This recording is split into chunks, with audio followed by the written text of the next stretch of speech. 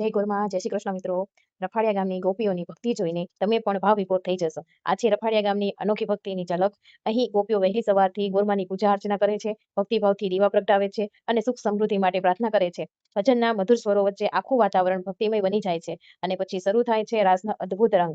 એકબીજાના હાથમાં હાથ પરોવી ગોપીઓ આનંદ અને ઉમંગ સાથે રાસ પણ રમે છે, જાણે આખું ગામ ભક્તિના રંગમાં રંગાઈ ગયું હોય। આવો સુંદર સંગમ છે શ્રદ્ધા, સંસ્કૃતિ અને ભક્તિનો। ચાલો હવે આપણે પણ એમની જોડે ભજનનો આનંદ માણીએ।